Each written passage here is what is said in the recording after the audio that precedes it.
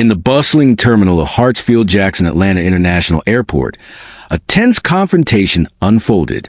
Two 17-year-old black teenagers, Maya and Jordan Carter, stood at the Atlantic Premier Airlines check-in counter, clutching their first-class boarding passes. Their uniform from Crestwood Academy, one of the city's elite schools, marked them as high achievers. Yet, the airline's check-in agent, Mark Thompson, looked at them with skepticism, his demeanor shifting as he processed their tickets. "Tickets and IDs, please," he said, his tone colder than it had been for a white family just ahead of them. Maya placed their documents on the counter, her voice steady. "Good morning. We're checking in for Flight 847 to New York." Mark scrutinized their boarding passes, his eyebrows furrowing. "These don't look right," he declared, loud enough for nearby passengers to hear. "Where'd you get these tickets?" Jordan's jaw tightened, but Maya remained calm. "Our father purchased them directly from your website. Is there a problem?" Mark's lips pressed into a thin line. "I'll need to verify these. Wait here." He disappeared into a back office, taking their documents with him. The twins stood at the counter, feeling the weight of the stares from other passengers, the whispers that followed them like shadows. When Mark finally returned, he handed them new boarding passes with an air of false authority. There was an error in the system. "You've been reassigned to economy seats, gate 32. Maya examined the new passes, confusion clouding her features. "But these aren't the seats our father booked. We're supposed to be in first class." Mark leaned in, lowering his voice. "Listen, I don't know what kind of game you're trying to play, but first class isn't for everyone. You should be grateful you're getting on the plane at all." The implication hung in the air, heavy and toxic. Jordan clenched her fists, but Maya placed a calming hand on her sister's arm. "We'd like to speak to a supervisor, please." Mark's smile turned predatory. "The supervisor is busy. If you have a problem, take it up at the gate." Humiliated, the twins collected their altered boarding passes and moved away from the counter, feeling the weight of judgment from those around them. "We should call Dad," Jordan whispered, her voice trembling with anger. "No," Maya replied firmly. "He has an important meeting today. We'll handle this ourselves." They navigated through security, unaware that Mark had already contacted airport security, painting them as suspicious teenagers attempting to use fraudulent tickets. As they approached the TSA checkpoint, they noticed a troubling pattern. White passengers moved through with minimal fuss, while travelers who looked like them were subjected to additional scrutiny. "Random selection for enhanced screening," announced Agent Lisa Grant, her eyes tracking Maya and Jordan with a predatory gaze. The twins were directed to a separate lane, their belongings dumped onto tables for inspection. Agent Grant rifled through their personal items, her hands rough and accusatory. "What's this?" she demanded, holding up Maya's laptop. "It's for school," Maya replied, her voice steady. "I need it for my college interviews." Agent Grant opened the device, scrolling through files with no legal authority. "A lot of legal documents here. You some kind of activist." The accusation dripped with disdain. Maya's heart raced. "Those are just school assignments," she insisted, but Agent Grant continued her invasive search, creating a spectacle that drew stares from other passengers. When they were finally cleared to proceed, 45 minutes had passed. Their belongings were carelessly repacked, and they were cutting it close to their boarding time. "Have a nice flight," Agent Grant said with mock sweetness. "Better hurry. They're strict about boarding times at Gate 32. As they rushed toward their gate, Jordan pulled out her phone. "We need to call Dad now." Maya shook her head. "He specifically asked us not to call unless it was an emergency. We'll handle this ourselves." They arrived at Gate 32, where the atmosphere buzzed with pre-boarding activity. The twins checked their new boarding passes, which showed economy seats 24E and 24F, a far cry from the first-class accommodations their father had purchased. "Look at this," Maya whispered, showing Jordan her phone. "Dad's confirmation email shows first class. Mark lied to us." Jordan's jaw tightened. "So what do we do?"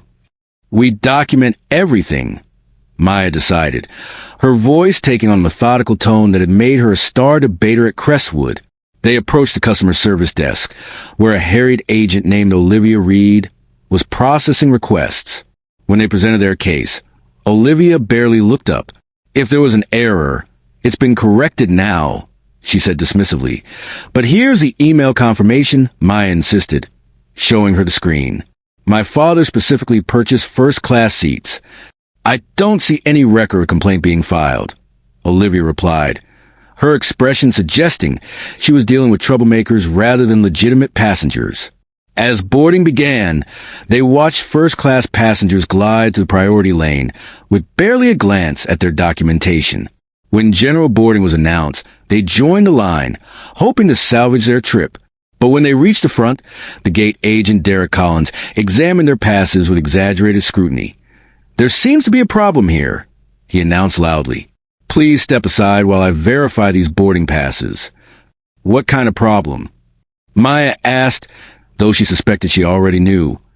These passes appear to have been altered, Derek claimed. I'm going to need to see additional identification. It's absurd, Jordan protested. The boarding passes were issued just hours ago. Derek reached for his radio. Security to gate 32, please. Security to gate 32. The announcement echoed to the terminal, causing nearby passengers to stare and whisper. This is discrimination, Maya stated firmly. We have legitimate tickets and IDs. You're delaying us because we're black. Derek's face flushed red. That's a serious accusation. I could have you removed from this airport for making false claims against airline personnel. Before the situation could escalate, a new voice entered the conversation. What seems to be the problem here, Derek? The woman who approached was in her 50s, with dark skin and hair pulled back in a neat bun. Her name tag identified her as Simone Bradford, supervisor. For a moment, the twins felt a surge of hope. Surely, another black woman would understand what was happening. But they were wrong. Simone had spent years climbing the corporate ladder, learning that survival meant not challenging the status quo. These two are claiming their boarding passes were fraudulent, Derek explained. They're making accusations of discrimination when I'm simply following security protocols. Simone examined their boarding passes and IDs with the same suspicion. Is there some reason you can't follow standard boarding procedures like everyone else? She asked, her tone sharp. Maya looked at Jordan, seeing her sister's defeat reflected in her eyes. They were tired, hungry, and running out of options. Fine, Maya said quietly. We'll board. But as they walked down the jet bridge, both twins documented everything on their phones. They might have been forced to accept this treatment today, but they weren't going to let it end here. What they didn't know was that one final humiliation awaited them before they could reach their seats. At the end of the jet bridge stood Logan Carter, the onboard services coordinator, examining boarding passes with the lazy authority of someone who had made snap judgments for years. When Maya and Jordan approached, Logan's demeanor shifted into a familiar pattern of suspicion. Hold on there, he said, stepping into their path. I need to double-check something. He took their boarding passes and made a show of examining them against a printed manifest. There seems to be some confusion about your reservations, Logan announced, though he was reading from no official document. According to this, these seats were supposed to be assigned other passengers. Maya's patience, worn thin by hours of mistreatment, finally reached its breaking point. There's no confusion. These are the seats we were assigned after our original first-class tickets were illegally downgraded. Logan's face flushed with anger. That's it. Security to the jet bridge. Passenger removal required. Within minutes, 2 security guards approached, their aggressive posture suggesting they had already decided the twins were a problem. What seems to be the issue? One guard asked, addressing Logan rather than the twins. These two are refusing to accept their seat assignments and making accusations against airline staff, Logan explained. We are not being disruptive, Jordan protested. We're trying to understand why our legitimate tickets keep being questioned. The jet bridge had become a public theater, with other passengers recording on their phones as the situation escalated. Recording security procedures is prohibited, one guard declared. I need everyone to put their phones away immediately. Maya wasn't finished.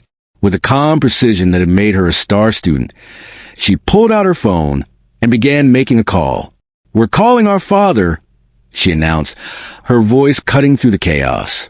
Dad, she said when the call connected, putting it on speaker. We're at Atlanta Airport, and Atlantic Premier Airlines is refusing to honor our tickets. We need your help." The voice that answered was calm and authoritative. "Maya, sweetheart, tell me exactly what's happening." Logan tried to interrupt. "Miss, you can't make phone calls on the jet bridge." "Mr. Carter," the voice on the phone cut him off. "You will not interrupt my daughter again." The blood drained from Logan's face. Maya and Jordan exchanged surprised glances. Their father, Victor Carter, was the CEO of Atlantic Premier Airlines. "Document everything that happened today," Victor instructed. "Every name, every incident, every witness. Because we're not just getting you home. We're going to make sure this never happens to anyone else." The implications of Victor's identity sank in. Logan, who moments before had been aggressively confronting the twins, now looked like a man facing his own execution. The security guard stepped back, suddenly uncertain about their authority. "Mr. Carter," Logan stammered, "there's been a misunderstanding." Victor's voice carried the weight of executive authority. "You subjected my daughters to systematic racial discrimination. More importantly, you revealed exactly how Atlantic Premier treats black customers when you think no one important is watching." The silence that followed was absolute.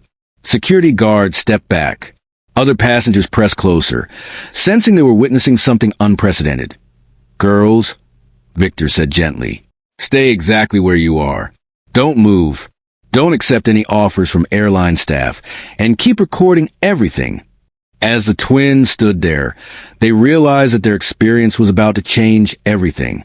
The discrimination they faced was not just personal. It was systemic, and they were determined to fight back.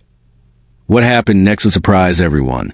The transformation of Atlantic Premier Airlines had begun, and it would ripple through the entire industry, reshaping how customers were treated and how employees were held accountable. The fight for justice had only just begun.